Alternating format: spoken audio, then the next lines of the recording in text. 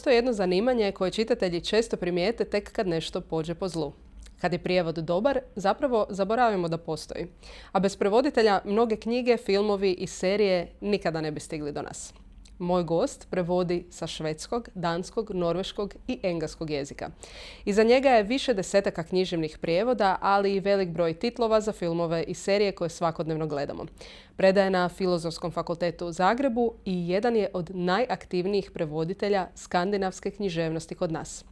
Razgovarat ćemo o tome kako zapravo izgleda posao prevoditelja, što se sve izgubi, a što dobije, kad tekst prelazi iz jednog jezika u drugi, kako se prevode bajke koje svi mislimo da već znamo, ali i može li umjetna inteligencija jednog dana zamijeniti prevoditelje. On je Mišo Grundler.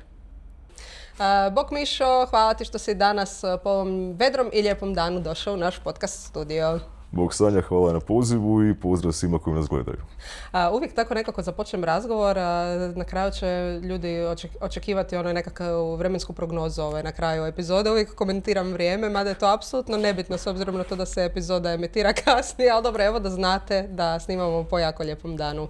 Tako je, žrtvujemo lijepo vrijeme, nismo na suncu. Reći. Tu smo u ovom studiju samo zbog naših gledatelja i slušatelja. Eto, nadam se da ćete cijeniti ovaj razgovor. Nemojte zamjeriti, Mišo, ja smo se upoznali prije koju godinu, onako kao formalno, ali zapravo ga već godinama pratim na društvenim mrežama. Ako ga niste upoznali do sad i čujete njegov duboki glas, ozbiljni, Mišo je zapravo jedan jako veliki zafrkant, tako da se nadam da će u tom tonu biti i ovaj razgovor danas. Uvijek i dijelo ne odgovaraju. Pa sad baš, prije ovog tu službenog dijela razgovora pričamo o tvojim prijevodima i skandinavcima i koliko su teški i mračni, tako da ja se nadam da u humoru nalaziš nekakvu želju za životom, jer ovim knjigama koje prevodiš teško da je možeš naći. Citirat ću Mišu, rekao je da u skandinavskim knjigama čak ni smrt nije izlaz. Pa tako imaju tu tendenciju dosta crnjaka zapravo, malo su im depresivna djela u većini, ne sva naravno. Poneki se dese pisci koji malo odskaču od tog jednog standarda, ali da, jednostavno kod njih je taj nekakav brutalni realizam i nema izlaza, nema sretnog kraja, a evo, spominjali smo Andersenovu Malu sirenu gdje čak ni smrt nije kraj, nego kad se pretvori u morsku pjenu još je slijedi onako nekakvo čistilište. Dobro, u ovoj audio verziji koju sam ja slušala kao morska pjena je donosila, ne znam šta, miris i svježinu kao ljudima oko sebe, tako da zvučalo je relativno optimistično, iako me čak i taj kraj šokirao jer sam navikla na Disneyevsku verziju ove Male sirene. Tako da, to je vjerojatno blago disnificirana verzija, prava Andersenova ne nudi baš neku pretjeranu utjehu i ni od happy enda. Na tom ćemo se zadržati malo kasnije, malo ćemo pričati o jednoj od novih knjiga koje si preveo, odnosno slikovnica i općenito mijenjanju narativa za današnje generacije, ali prvo bih htjela znati kako si se uvalio u skandinavistiku. Je li to bilo nešto planirano ili slučajno? Znam da je primarni kao jezik i to si išao, ako se ne varam, na prevodilački smjer baš za engleski, a ovo to je bilo lingvistički i to danski? Ne, švedski je glavni jezik u Zagrebu. Ali si se kasnije specijalizirao za sva tri, zato i miješam da ne mislite. Mislim, ta tri su jezika toliko slična kao ovi na našim prostorima, pa kad jedan naučiš, onda vrlo lako idu i ovi ostali. Ali da, mislim, meni je čak ta skandinavistika bila prvotni plan, onako engleski usput nek se nađe. Sve je počelo s Andersenom, jer sam već 2 godine bio zaljubljen u Andersena, znači znaš da nešto s djetetom nije u redu kad voli tužne priče koje te baci u depru. Onda sam naučio do 3. godine čitati, jer nemam ja sad vremena čekati da mama dođe s posla i čitam i Andersena, pa sam se požurio da naučim ta slova i čitam ga sam. I tako je krenulo zapravo, onda ne znam, u adolescentskim godinama došao je heavy metal, skandinavski bendovi, bio sam totalno lud za tim i sad normalno moram ja znati šta oni pjevaju s onim svojim growling vokalima i onda skužiš kad završiš studij da su jednako nerazumljivi koji god jezik govorio, nego je to samo urlanje.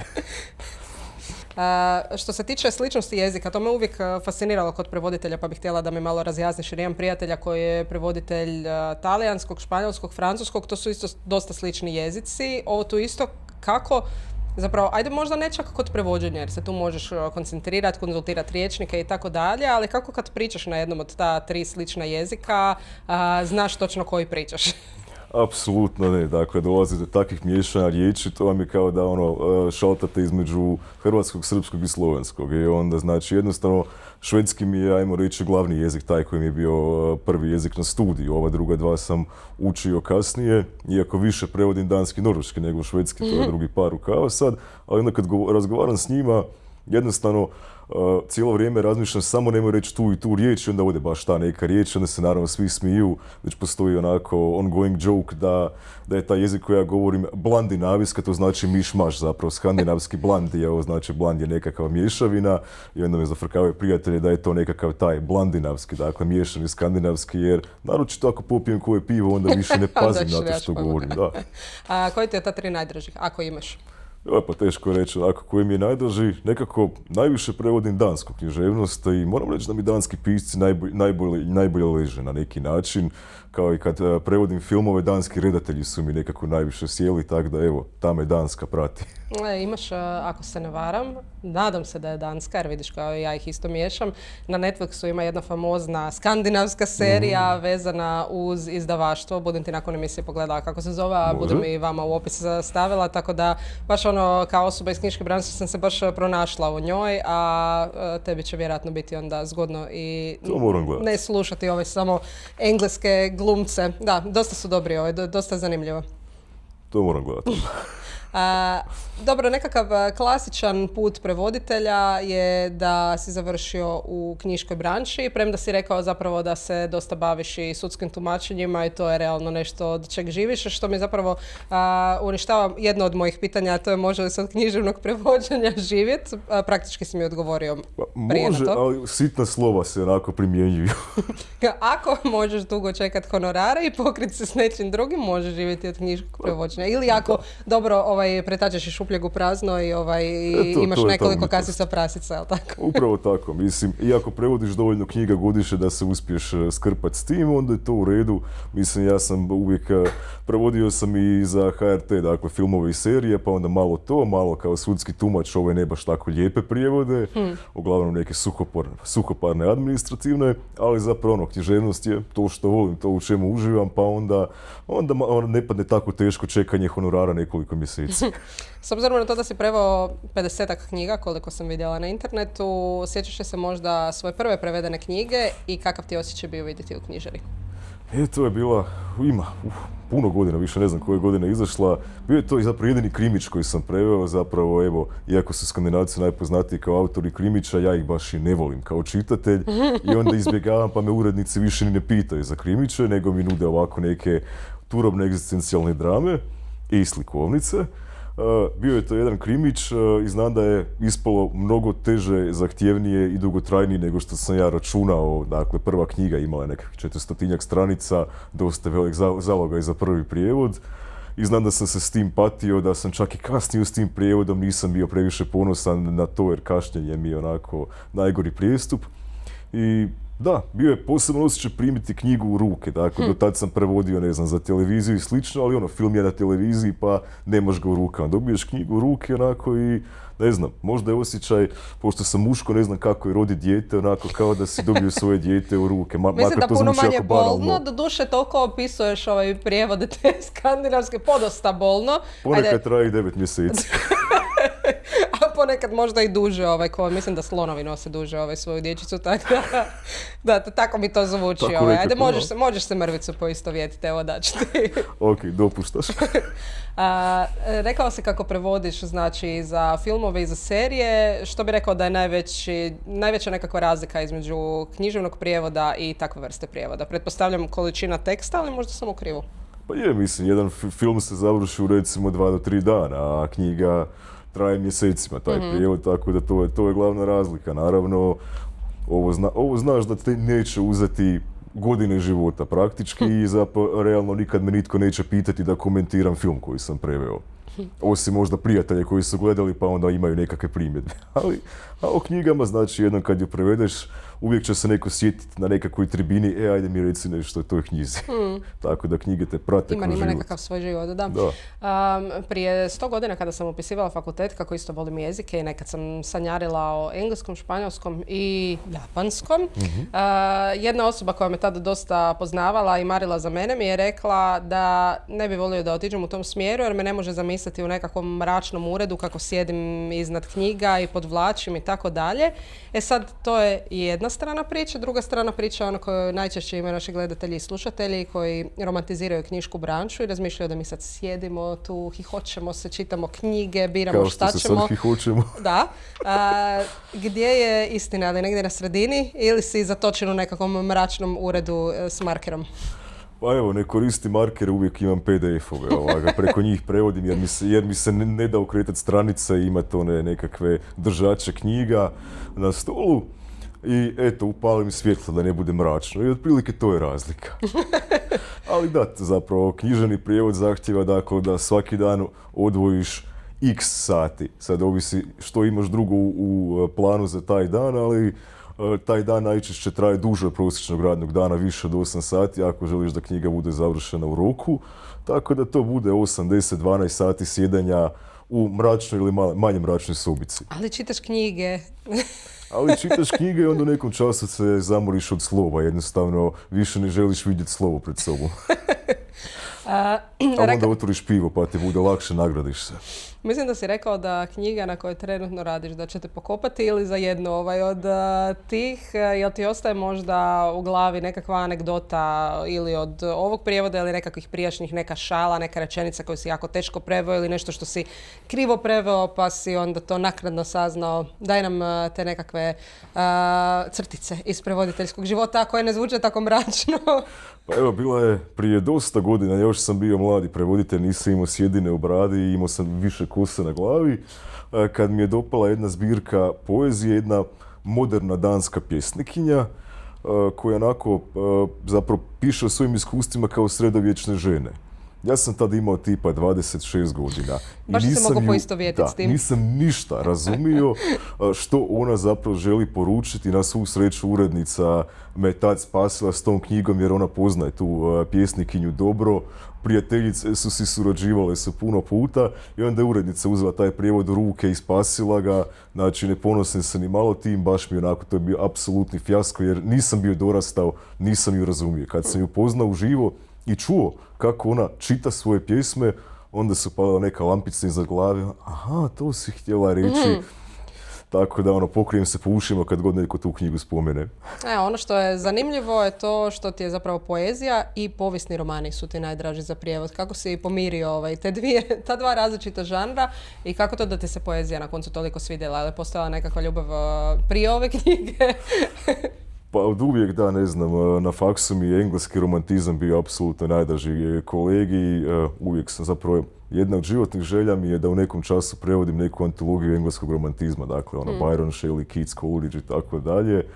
Iako to, znači, trebaju godine rada i puno mazohizma, vjerojatno, jer mi je žao što ne postoji nekakva objedinjena antologija, recimo na hrvatskom, te su pjesme onako prevođene u nekim čitankama za srednju školu ili fakultete i slično, ali nema nešto na jednom mjestu, tako da to mi je želja, ali ne skoro, nemoj, ako gledaju ovo moji urednici, nemojte, molim vas, sad daj, čekajte 20-30 godina. Ali da, poezija mi je od uvijek bila nekako najdraža, već sam ko klinac počeo čitati i nekako se našao, kao dijete sam više čitao ove, ne znam, Tadijanovića i Cesarića, to sam mogao i razumjeti, dakle, jer su pisali dosta jednostavnije. Onda sam kasnije krenuo čitati sve i svašta, a povijesni roman, uvijek sam ih isto volio. Meni nije bilo dosadno u srednjoj školi čitati Eugena Kumičića ili Šenovu, nego sam baš uživao. Dobro, to se ne bi našli. Dakle, zaključili smo, kao dijete sam volio Andersena, Turobnog, nešto nije bilo u redu, nastavili se da nešto nije u redu. Da, nekako jednostavno uvijek, čak sam zapravo u jednom trenutku planirao studirati povijest. I onda sam... Vidiš, i ti isto. Jel ima zapravo možda nekakva povezanost tako između jezika i povijesti, jer većina ljudi s kojima pričam uvijek se nekako kreću u tom području. A mora biti neka veza da na kraju ako želiš studirati povijest moraš naučiti latinski, njemački, dakle jezike na kojima su pisani povijesni izvori. Dobro, nećemo sad o tim jezicima. Ja se pričam o nekim lijepim normalnim jezicima, ti se tu latinskog sjetio.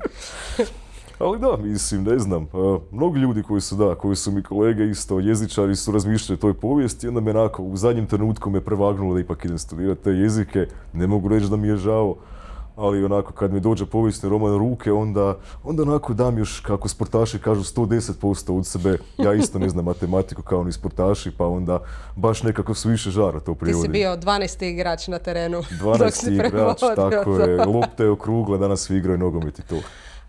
Vidiš, ono što je mene zapravo odagnalo od studija povijesti je to što sam shvatila da ne bih htjela raditi s djecom, ali ne zato što generalno ne volim djecu, nego zato što smo mi kao razredi bili uvijek najveća katastrofa i stvarno smo maltretirali te profesore. Jedan je dao otkaz nakon što smo mi završili našu generaciju i ne radi više kao profesor. Doduše, ti predaješ između ostalog i na Filozofskom fakultetu, pa pretpostavljam da to nije bio dio koji je tebe maknuo od povijesti. Pa dobro, studenti baš nisu djeca, isto, ne mogu se zamisliti baš da predemo u osnovnu ili srednju školu, isto tako. Mi smo češerima gađali profesora i zemljom, mislim, to je samo jedna od sitnica. Jedan dečko iz mog razreda je zapalio knjižnicu. Svi razredi su na maturalac išli na Rab, jedino su nas vodili u Zadar jer nisu nas htjeli voditi na otok da nas mogu lakše vratiti za Zagreb. Tako da, mislim, treba se nositi s takvom djecom. A kao mi smo, a naše generacije, ti i ja smo isto godište, su još kak ti normalne, a sad su ove generacije katastrofa, tako da... Da, nekako se ne vidim nikako u radu s tim današnjim generacijama. Djece ne znaju koliko bi imao živaca i strpljenja. Tako da sa studentima je lakše, na kraju kraja uvijek im mogu reći, vi ne morate biti tu, ovo vam je rako, izbor. Ako vam se ne sviđa, ne morate biti tu. Uglavnom sam imao dobre priče sa studentima, odmah si pređemo na ti, ja ne volim nekakve formalnosti. U Švedskoj svi svima govore ti, jedino se kralju kaže vi, tako da odmah pređemo na ti, nemojte me vijati i onako uvijek sam imao neki dobar odnos. Volio sam potaknuti rasprave, čisto da bude interakcija, ne sad da ja dođem i nešto tamo trabunjam sat i pol, nego onako da se oni uključe i to je, do sad je funkcioniralo dosta dobro. Mislim, možda će sad, ne znam, ako moji studenti budu gledali ovaj podcast, onda će biti u komentarima kako laže. Zanimljiva predavanja, rasprave, samo njega slušamo i njegove monologe cijelih sata vremena. A ja vjerujem, koliko te znam, da neće biti takvih komentara. Vidjet ćemo. Ali drago mi da smo otvorili ovu temu današnjih generacija i tako dalje, jer između ostalog i zato su nastale ove knjige o kojima ćemo malo više pričati. To su u principu novi prijevodi i nova oprema bajki Hansa Christiana Andersena i Braće Grimm. Na Braće Grimm je radila Anda Bukvić-Pažin koja je također trebala biti s nama danas, ali nažalost nije mogla. Ti si radio na Andersenu i sad nekako u sažetku, odnosno opisu tih knjiga je nekakav narativ da su one i prijevodom, iako se poštovao duh jezika, malo prilagođenije današnjim generacijama. Sad ne znam koliko se sadržaj mijenjao, pa evo uputi nas što se zapravo dobilo sa ovom novom izvedbom tih bajki koje su nam svima dobro poznate. Pa evo, sadržajno u biti uzeo sam prva Andersenova izdanja, dakle originala, i radio sam isključivo po tome, dakle, da to bude onaj najizvorniji Andersen kako može, bez ikakvih prekrajanja, skraćivanja, mijenjanja ičega. Bilo je, znam da, žao mi je što Ande danas nije s nama, ona barata s puno podataka i puno je zanimljivija sugovornica, a znam da je izvukla negdje da su braću Grimm do sad objavili u 60-ak izdanja u Hrvatskoj, Andersen u 40-ak, dakle, bilo je tu svakakvih varijacija. Pa onda recimo zanimljivo je da u jednoj od najpoznatijih priča Carevo novo ruho Andersen u originalu nikad nije napisao car je gol. Dakle, to se je jednostavno, ta rečenica kod nas pojavila u nekom od izdanja. Imao je Josip Tabak, dakle, čije izdanje do sad bilo, mislim, jedino prevedeno izvorno s danskog, a ne preko engleskog ili njemačkog. I onda sam onako bio u dilemi, a šta da sad radim? Ako nekom kažeš Carevo novo ruho, car je gol. Da, to je rečenica to je postala izreka kod nas zapravo. Izreka kod nas i Andersen je napisao Tao nema ništa na sebi. I onda sam odlučio da nekako pomirim i Andersena i ovu našu već praktički usmenu predaju, da u jednoj rečenici kaže car je gol, a onda da kaže Tao nema ništa na sebi, da evo imamo i jedno i drugo, ali evo to me je zapravo malo šokiralo da rečenica po kojoj znamo to djelo ne postoji zapravo u originalu. A što to znači da je jezik, ajmo reći, nekako prilagođen jeziku današnjice? Pa recimo, većina izdanja Andersena su dosta onako arhaičnija nego što bi trebala biti. Tu su aoristi, imperfekti, ova glagolska vremena koja nitko živ danas ne koristi, koja i našoj djeci... ovo ruko. Da, vidjeh ti, dođe ti, tako da je. Mislim da je ono, tvoje i moje generacije to već bilo zastarjelo, današnje generacije to ono... Šta je to? Šta je to? I onako, Andersen nije tako pisao. Andersen je bio modern pisac u svoje doba, on je bio baš jako suvremen, pisao je jezikom koji je zapravo bio dosta kolokvijalan, onako, zapravo govornim jezikom i zato je postao tako popularan. On je prvo pisao putopise i s tim se proslavio u Danskoj, proputovao čovjek svijet, pisao na vrlo zanimljiv način te svoje doživljaje s putovanja i to je pisao jezikom koji je svatko mogao razumjeti. Tako je pisao i bajke. Pa sam jednostavno odlučio isto tako pisati, dakle, normalne prezente i perfekte, dakle, jezik kako bismo mi govorili. Ok, naravno, to su djela stara preko 100 godina i koristi pojmove koji zapravo danas nisu više u upotrebi, međutim, ovo novo Ljevakovo izdanje je didaktički obrađeno baš za lektiru. Znao sam, dakle, da će stručnjakinje sa Filozofskog i učiteljskog fakulteta to dijelo obraditi, dakle staviti na margine objašnjenja nepoznatih riječi, pa onda nisam išao na pojednostavljivanje toga, na kraju krajeva kako će djeca učiti vokabular ako ne nauče nove riječi iz knjiga. Vidiš, tu se uvijek sjetim i mislim da sam to već par puta spomenula u ovom podcastu. Moja najdraža knjiga je Harry Potter i Zlatka Crnkovića jako volim i cijenim kao prevoditelja, ali kada sam počela čitati Harrya Pottera, on je upotrijebio baš jednu neobičnu riječ koja meni do tad nije bila poznata. To je bila riječ koja je opisivala Ambusa Dumbledora, nešto napisao je da je Albus Dumbledore bio čudan svat. I ja znam da kad sam vidjela to svat, iako sam do tada gutala knjige i tako dalje, to me skoro odbilo jer je bilo šta, kakva je ovo riječ, kakav je ovo jezik, pa je li to neka knjiga koja bi se meni mogla svidjeti, hvala Bogu, ipak je odluka bila da bi mogla biti. Tako da, da, s jedne strane slažem se s tim da bi djeca trebala naučiti možda nekakve izraze i riječi koje im nisu toliko bliski, s druge strane možda ih mogu malo i odbiti od čitanja. Dosta težak teret za prevoditelja. Da, dakle, inače o prevoditeljima ovisi o tome hoće knjiga imati prođu na nekom tržištu. Dakle, ako je prijevod dobar, onda će i publika tu knjigu vjerojatno prihvatiti. Ako je prijevod manjkave, onda dakle, možda jako dobra knjiga može jednostavno proći nezapaženo, jer jednostavno ju nitko ne zavoli, tako da, mislim, to je tereta, naročito kad se prevodi za djecu, dakle, na neki način sudjeluješ u odgajanju budućih generacija.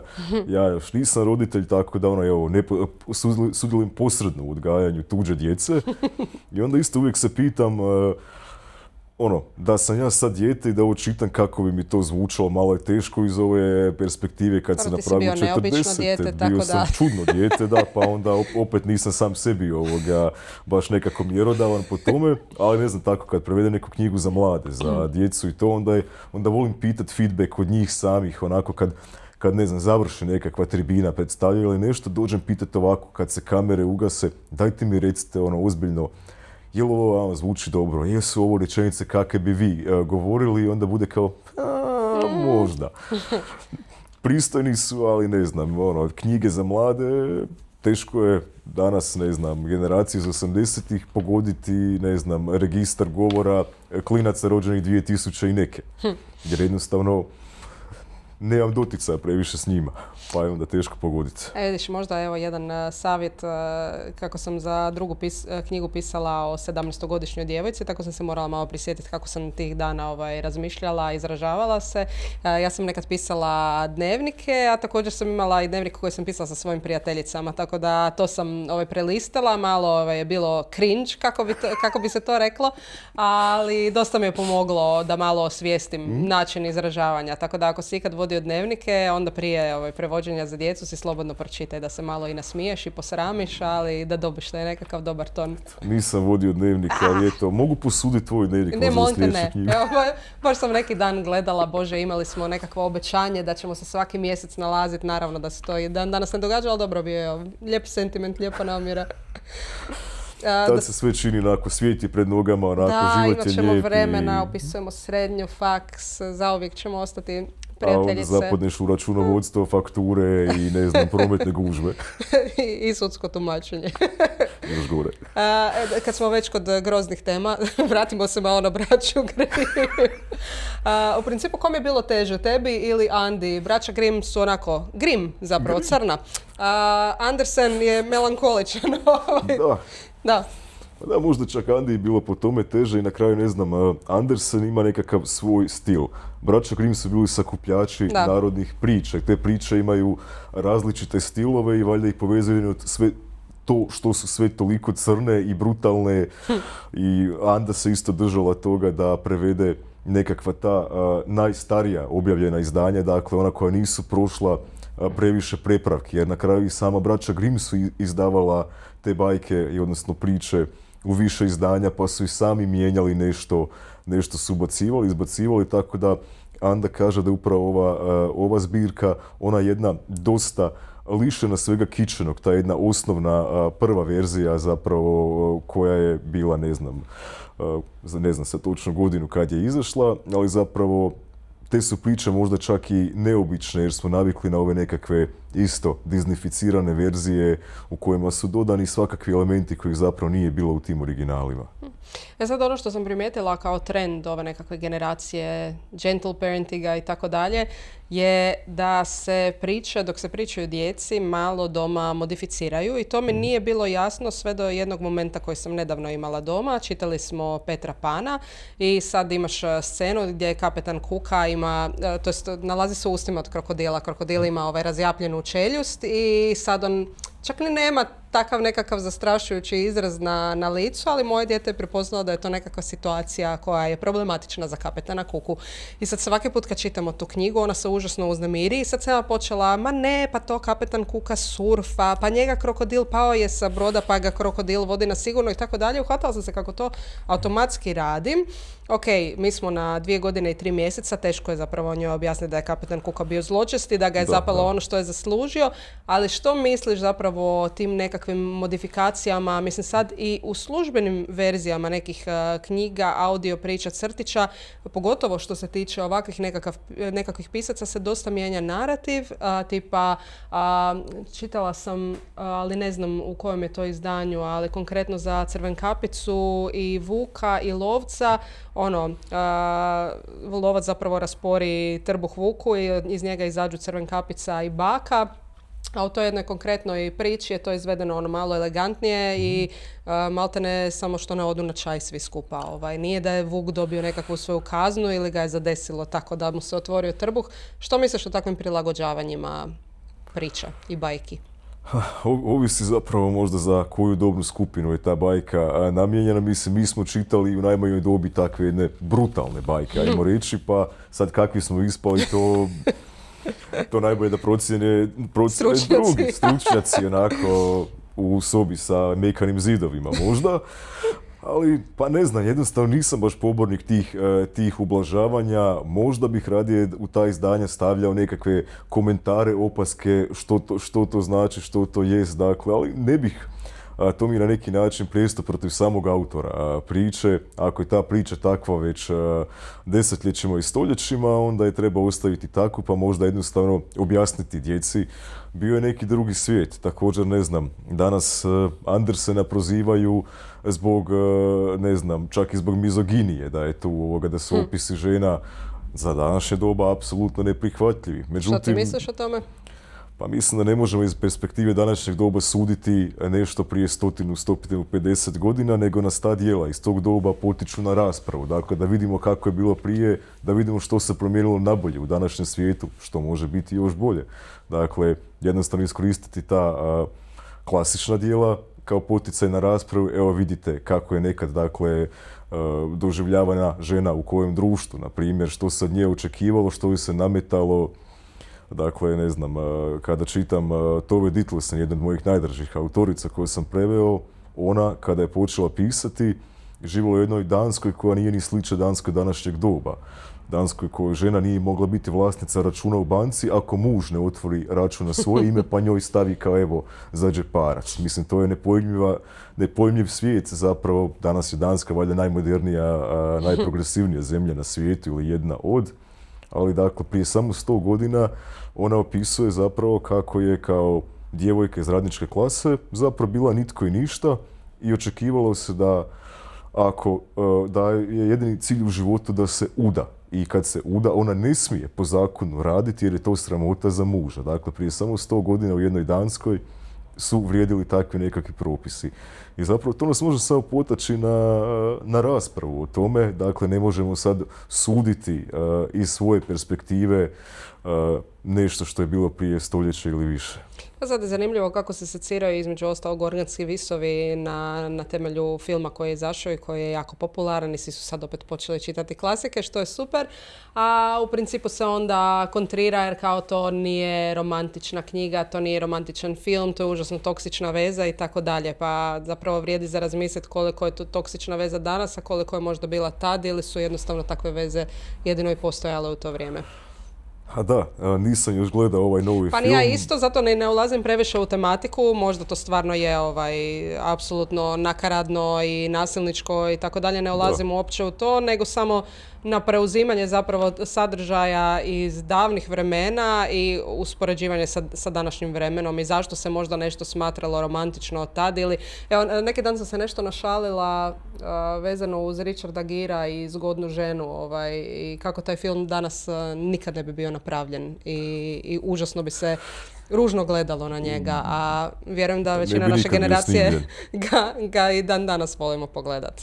Pa da, mislim, kad smo kod ovih klasika, to je bilo doba kad su se ljudi zbog uvrede izazivali na dvoboj kuburama i zamisli danas na društvenim mrežama što ljudi pišu jedni drugima i sad koliko bi dvoboja svaki dan bilo jer me i nešto napisao na Facebooku, Instagramu ili negdje. Tako i ovo, mislim, evo, znači film koji je nastao kad negdje krajem 80-ih, početkom 90-ih je već za današnju generaciju apsolutno neprihvatljiv. Nedavno sam čuo da je neki književni, odnosno novinski kritičar iz Amerike, mlada generacija, proglasio Seinfelda apsolutnim Hitlerom. Jer je njegov humor za današnju generaciju strahovito uvredljiv. Meni je Seinfeld najdraža serija svih vremena. Da, Seinfeld je Židov, pa je tim ovoga veći apsurd da ga neki kritičar nazove Hitlerom. Ali eto, njegov taj meni divan humor kojeg sam obožavao, dakle najdraža mi je serija svih vremena, je za današnju generaciju toliko grub i brutalan da je njima to naprosto da doživljavaju valjda napade kad gledaju seriju poput Seinfelda. Da se vratimo malo na nešto što si spomenuo vezano uz Carevo novo ruho i prijevodi ove konkretne rečenice, pa kako si morao zapravo smisliti neki novi način kako pristupiti tome. Uvijek se volim sjetiti jadnog Marka Marasa koji je bio s nama tu na početcima našeg podcasta i pričao o svom Tolkienu. Ne znam kako se danas provodi, znam da tad je često bio u medijima i da su često komentari bili takvi za zapravo izazvati na dvoboj. Koliko je zahvalno biti prevoditelj u takvom kontekstu kod takve vrste literature i recimo što smatraš o njegovom potezu, on se konkretno, evo, upućujem gledatelje da pogledaju epizodu s njim, bila je fantastična, ali čisto da rezimiram, on se držao Tolkienovih preporuka, Tolkien je imao baš nekakav priručnik za prevoditelje gdje je rekao ako prevodite imena likova, onda morate prevoditi njih u potpunosti i tako je Frodo Baggins postao Frodo Torbar, što ja mislim najveća zamjerka svih fanova u tom trenu bila. Pa da, mislim, jako je nezahvalno raditi tako novi prijevod jednog klasika koji poznaju svi. Dakle, da danas netko opet ide prevoditi Harry Pottera, vjerojatno bi se i ti našli. Prevedeno je. Pa prevedeno je. Ok, promaklo mi je. Mozaik i, prevoditeljica je Dubravka, mislim da je Dubravka, oprostite mi, evo, fanovi Harrya Pottera, nisam čitala novi prijevod, ali konkretno prevoditeljica je radila sa Zlatkom Crnkovićem na prva 3 dijela i ona je prevela 4. tad još za Algoritam, tako da u principu je samo prevela iz početka ova 3 Crnkovićeva. I nisam toliko zapravo zamjerki čitala. Ono što je možda olakotna okolnost kod te konkretno knjige, to što je Crnković imao podosta zapravo grešaka i nekakvih dijelova koje je slučajno izbacio, što su oni najveći fanovi koji su čitali knjigu i na engleskom i na hrvatskom vidjeli, tako da ajmo reći da je možda Harry Potter ovime dobio potpuniji oblik, pa je zato možda bilo malo manje bune, ali da, apsolutno je nezahvalno. Možda i dobro da je izašlo to novo izdanje zapravo poboljšano. Prije jedno 2, 3, možda 4 godine ti je izašlo novo, nakon jedno 3-4 godine što uopće nije bilo ni onih algoritmovih izdanja za kupiti. Tako da mislim da je općenito dočekano s aplauzom jer jednostavno Harrya Pottera nije bilo na tržištu, osim po nekakvim vrlo neprimjerenim cijenama.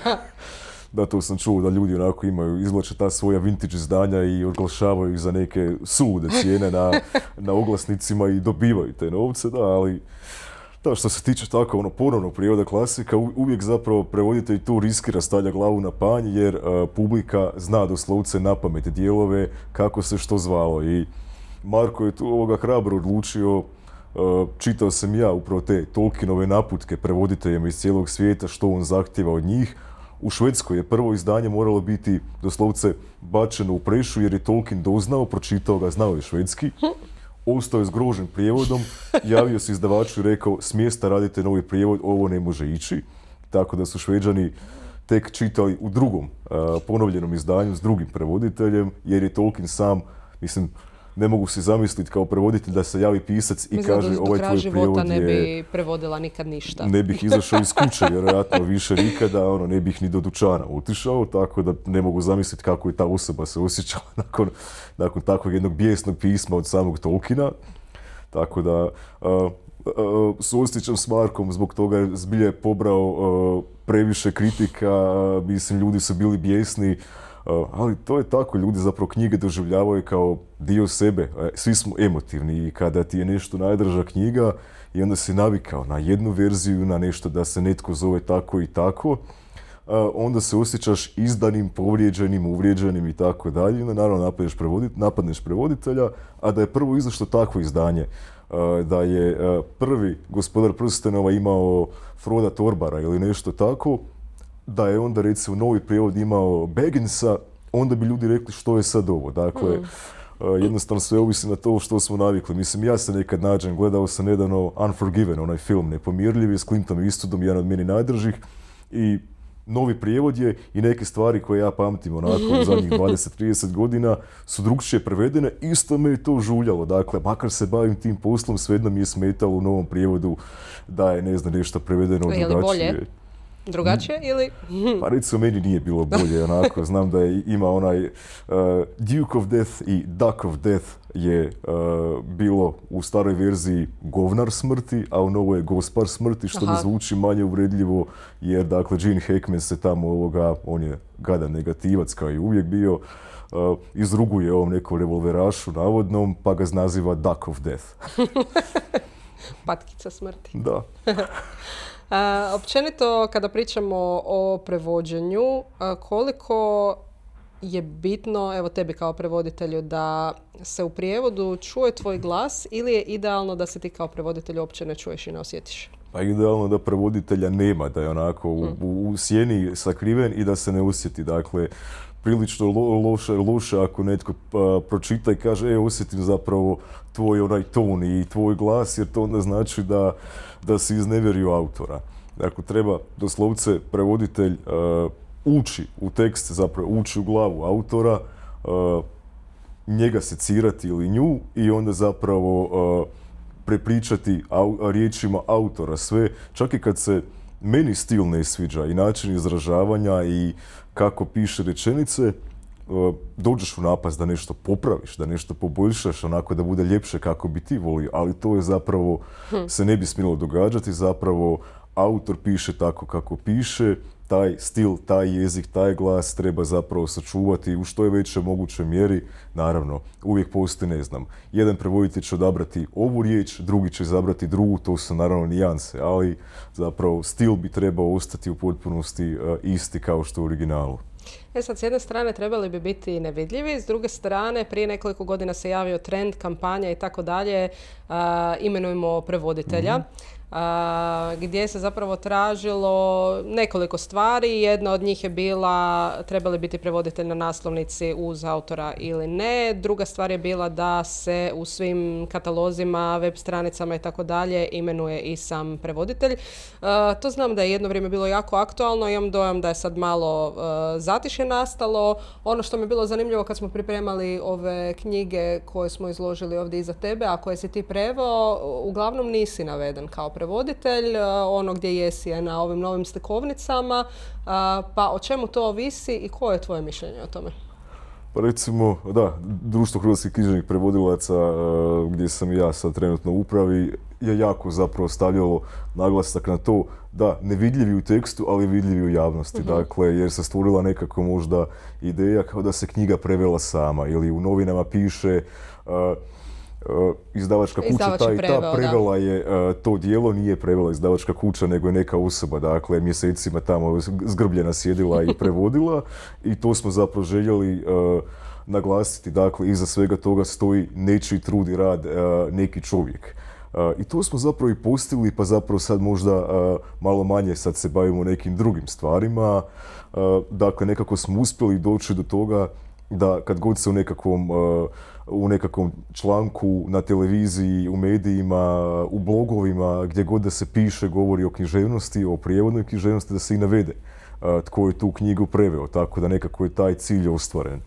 Što se tiče vidljivosti, to pisanje imena prevoditelja na naslovnim stranicama isto bio jedan od dijelova te kampanje.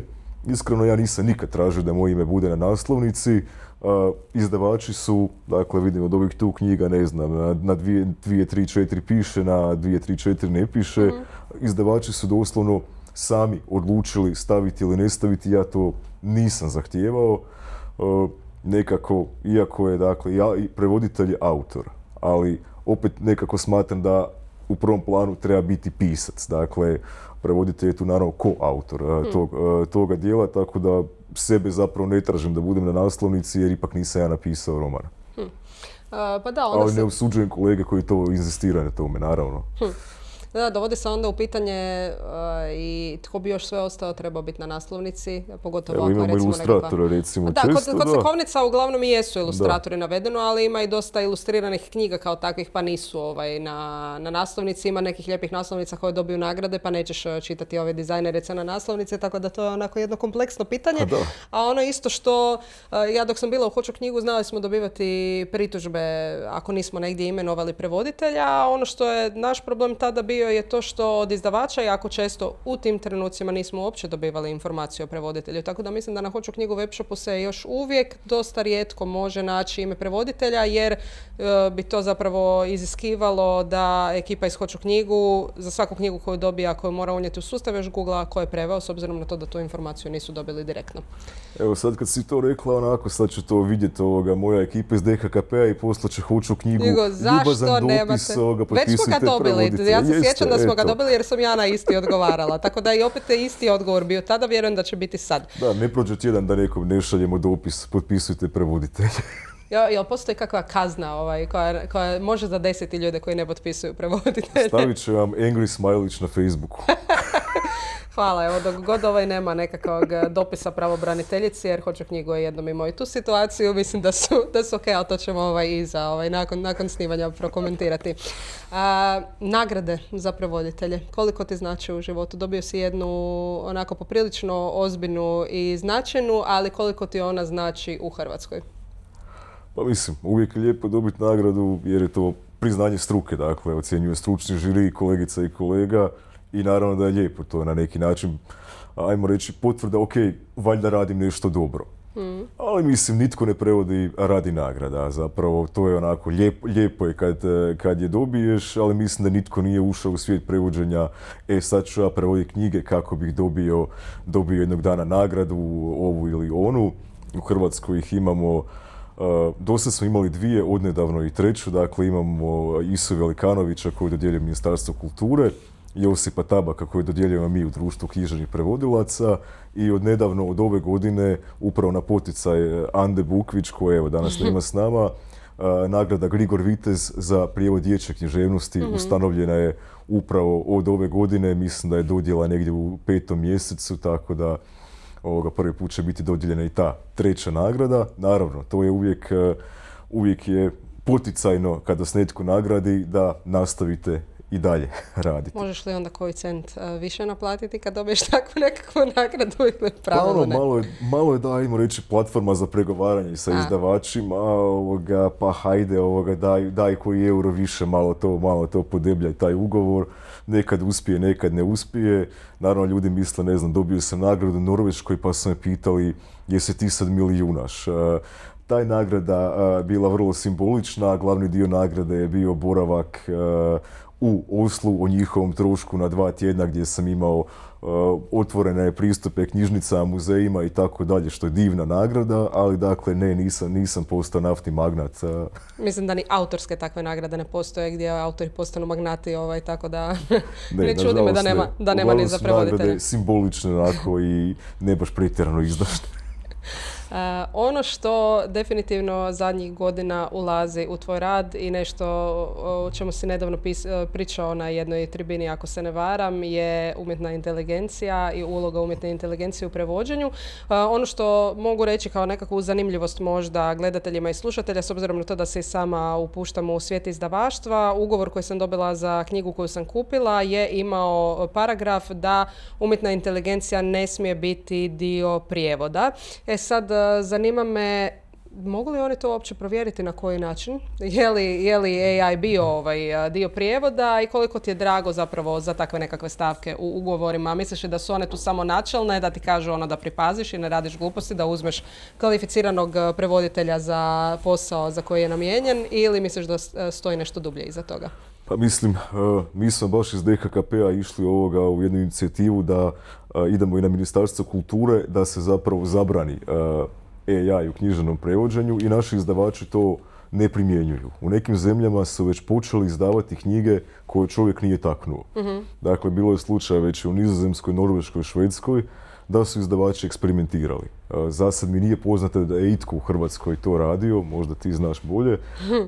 Dakle, izdali su knjige koju čovjek nije vidio. Dakle, ubacili su u umjetnu inteligenciju taj veliki jezični model i on je izbacio nekakav tekst. I onda su to naravno išli prevoditelji secirati i to su bili nebulozni prijevodi.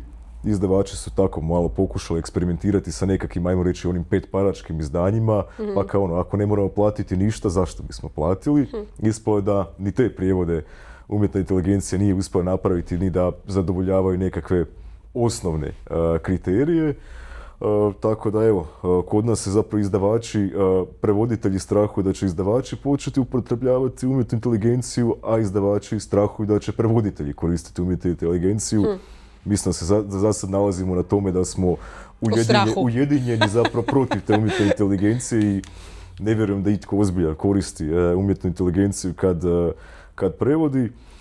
Iako ona, dakle, ne treba je sad se toliko bojati, ona je jako koristan alat. Recimo, kada treba pronaći neke informacije za koje bih inače morao po raznim katalozima provesti sate i sate tražeći, danas recimo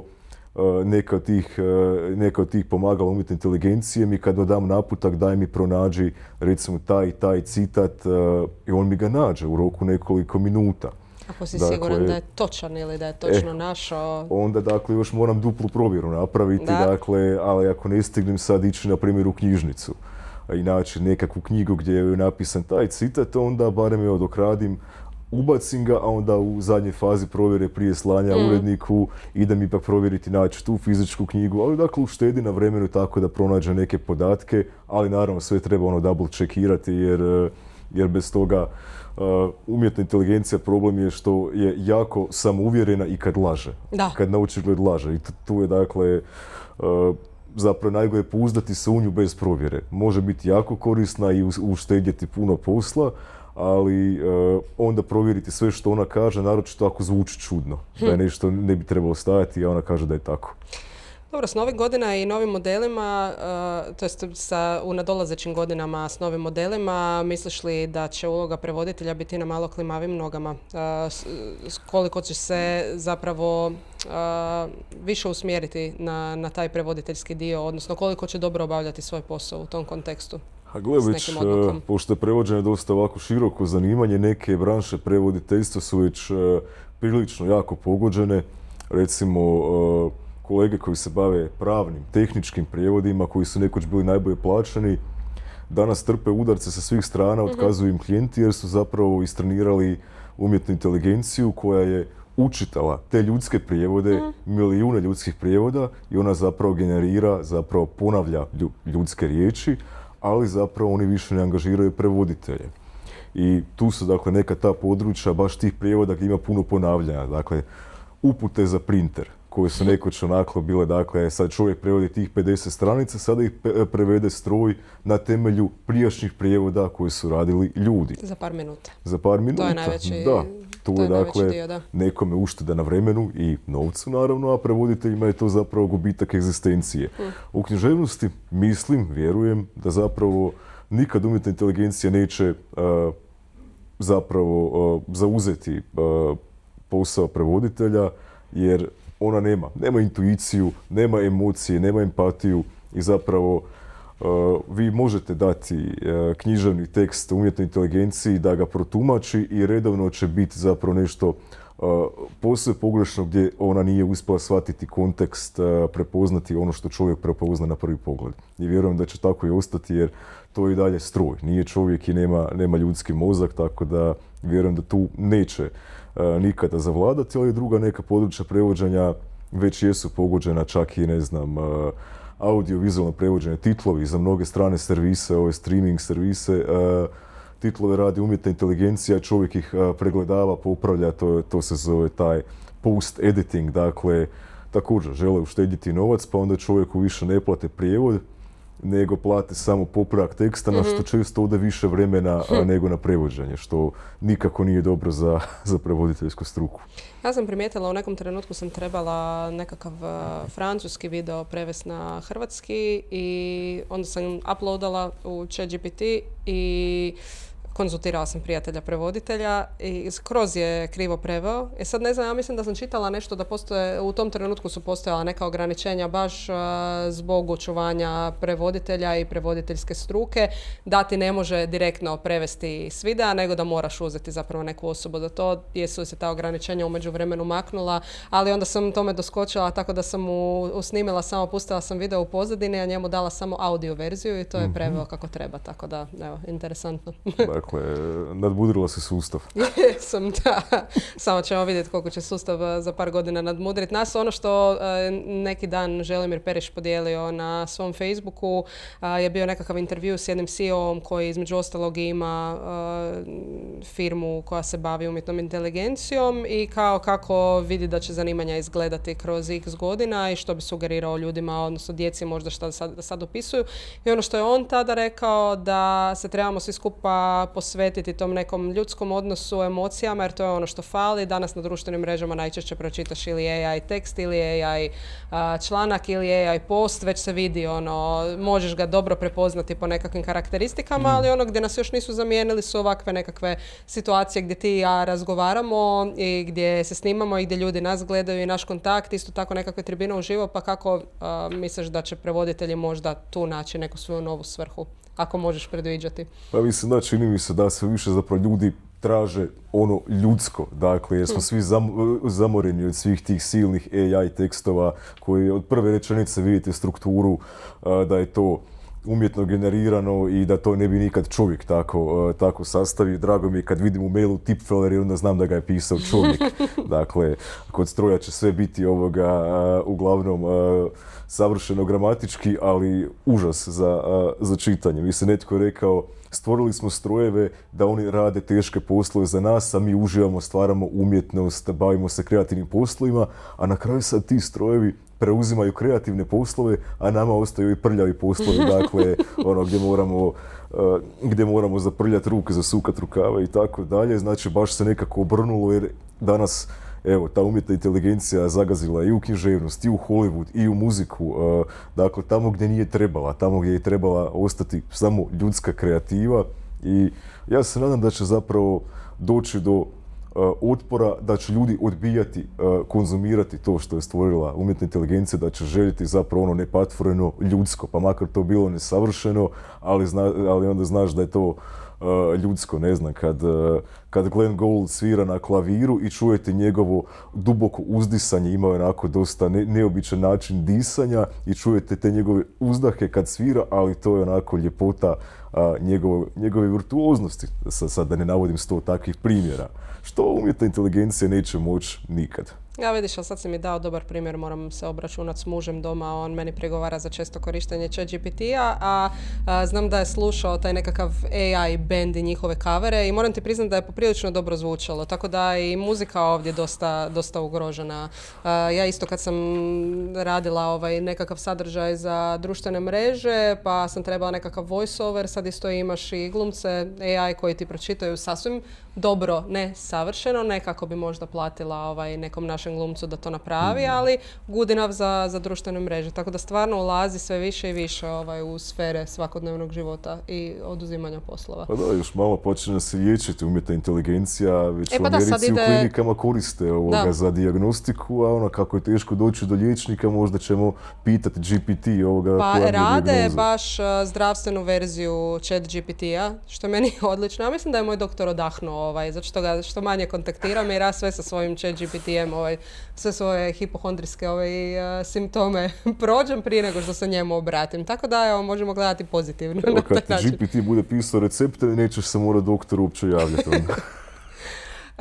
Jedno od zadnjih pitanja koje imam za tebe, a najviše ga zapravo volim postaviti u knjiškoj branši i pitanje na koje ja isto često odgovaram kad idem na tako nekakve intervjue i snimanja je koliko ti čitaš? S obzirom na to da si okružen knjigama, stigneš li, želiš li, voliš li i što bi nam eventualno preporučio? Pa zapravo, da, to je onako najveći problem kod prevoditelja što nakon cijelog dana prevođenja knjižnog teksta ostaje jako malo vremena i energije za čitanje. To me zapravo najviše pati, jer uvijek imam na noćnom ormariću naslagane knjige, onako neke stoje još od pretprošlog Interlibera, nepročitane i onako, ali onako gledaju me kao prijekorno, kad ćeš uzeti nas na red. I nastojim zapravo uvijek, barem prije spavanja, nekih pola sata najmanje uzeti nešto i čitati, čisto jer mi fali. Dakle, imam doslovno fizičku potrebu za čitanjem. Iako to onako zna biti nakon napornog dana, počnem čitati nakon 10 minuta, oči se sklapaju i skužim da zapravo ne znam što sam pročitao. Ali evo, nastojim. Nažalost, evo, mislim da sam čitao 5 puta više u srednjoj školi ili na fakultetu nego što čitam sad, jer eto, malo nas ovaj žrvanj melje pa nemamo energije, ali evo, i dalje nastojim čitati što više mogu, a sad, ne znam, kad me pitaju što bi preporučio, meni je valjda pisac koji me totalno oborio s nogu, a nije me dugo netko tako oborio s nogu, je Georgij Gospodinov. Dakle, sve, čitajte sve od Gospodinova. Hvala Bogu na Kseniji Banović koja ga je fenomenalno prevela s bugarskog i dakle, što god taj čovjek napiše, meni je remek djelo, vjerujem da je i budući Nobelovac, dakle, jednostavno ne znam kad me netko toliko oduševio kao Gospodinov. Evo jedan kratak PP za naše gledatelje i slušatelje. Bez obzira na to što mi pričamo i o skandinavskoj književnosti i književnosti za odrasle, u principu smo Mišu danas ugostili zbog stekovnica na kojima je radio, pa je dobar podsjetnik da smo trenutno u mjesecu igre i dječje knjige, u Hoću knjigu. Stoga bacite pogled na ponudu, možda uhvatite neke dobre popuste, a možete sudjelovati u našem nagradnom natječaju ispod ove epizode. Jeste li se susreli kada s prijevodom Miše Grundlera i ako da, koja je to knjiga bila, kako vas se dojmio, pa netko od vas sa svojim kreativnim odgovorom može osvojiti jedan lijepi Hoću knjigu poklon paketić, a to me ujedno dovodi i do zadnjeg pitanja za Mišu. Rekao si kako bi volio raditi onu antologiju romantizma, iako bi i volio bi i ne bi volio, tako si zapravo rekao, ali zadnje pitanje za tebe je postoji li možda nekakav prijevod koji si jako želio raditi, a dobio ga je netko drugi i kako si bio zadovoljan s tim prijevodom, ako ga možeš imenovati? Mislim da se još nije do sada dogodilo da je baš neko djelo koje sam žarko želio da je dobio neko drugi. Evo, ako se dogodi da neko drugi prevede tu romantičarsku antologiju, bit ću s jedne strane zahvalan, s druge strane ucviljen, dakle onako podvojenih osjećaja i vjerojatno ću onda onako kao najgori kritičar onako zajedljivo ići čitati svaki stih i tražiti pogreške. Tu bi bio bolji. Tako da pazite se ako prevodite antologiju engleskog romantizma, šalim se naravno.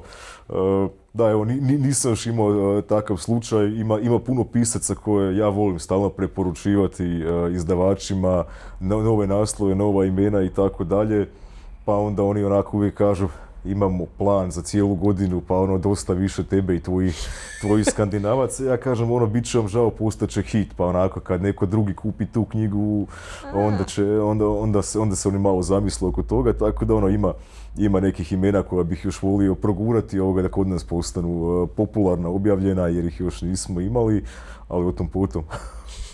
Hvala ti puno, Mišo, na ovom razgovoru i nadam se da ćemo se opet jednom susresti u ovom studiju. Hvala tebi i hvala gledateljima na strpljenju.